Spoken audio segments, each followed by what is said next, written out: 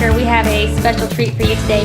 We had this guy on last year, but we're back with Stephen Mansfield. Thank you so much for being on Nashville View again. You bet. Happy to do it. Well, for those of you who did watch our segment last time when we did have him on, we talked a lot about the previous books that he has written, The Faith of Barack Obama, Where Has Overtaken Us, and many more. The list goes on, but he recently just released another book, which I think he may have mentioned to us last time, it being in the works, but The Mormonizing of America.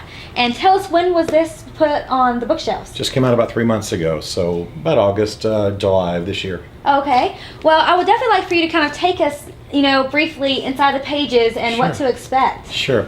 Well, everybody thinks the whole Mormon thing's happening because of Mitt Romney and his candidacy, but the fact is Mormons have just grown in numbers to such extent that they really are taking a lot of the prominent positions in our society, and because they're so oriented towards, growth and passing tests and enduring hardship and achieving, they're just outsized for their numbers. There are only 7 million Mormons in America, but man, they top some of the top companies. They are huge in government. They're huge in media, as we know, with Glenn Beck and so on, 14 in Congress, etc. So the Mormon movement's not just about Mitt Romney. It's about the fact that this group that was once a despised cult, they're the only religion in America to have an extermination order issued against them back in the 1840s.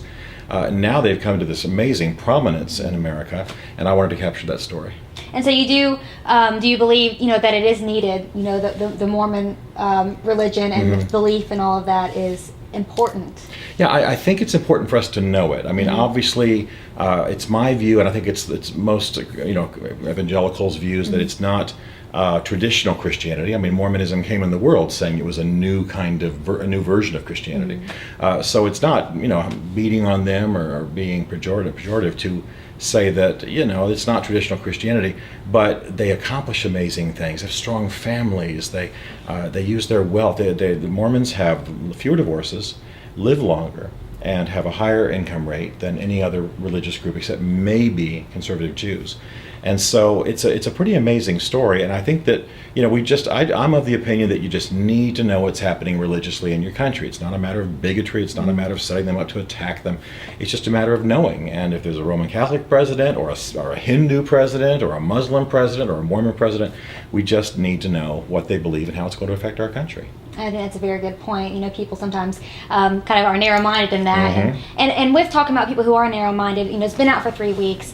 What are I'm sure you have positive and negative responses. Kind of what are you hearing about it so far? Well, people. It's interesting. I lean conservative in my politics, and it's actually from the conservatives that I get the most grief about this book, because they'd like just to be quiet about Mitt Romney's fate. Let's not talk about it.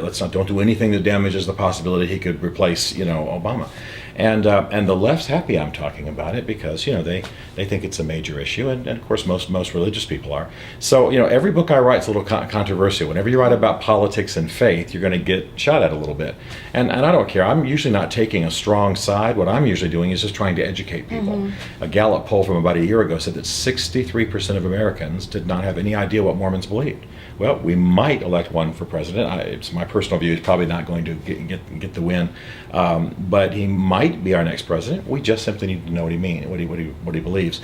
Most of the books out there on Mormonism weren't popular. They were more for scholars and students in universities. So I wanted to write something that just the average guy on the street would read. Well, I think it's going to be very interesting to see the response over the coming days and the coming months. It'll be fun. You guys who are watching this, I think you guys need to pick up a copy, and of course, it's in the not insulting way, but educate yourselves. Nashville View is a predominantly entertainment show, but I think it is very important to put in segments like this talking about you and your book, and of course with what's within the pages of all of them.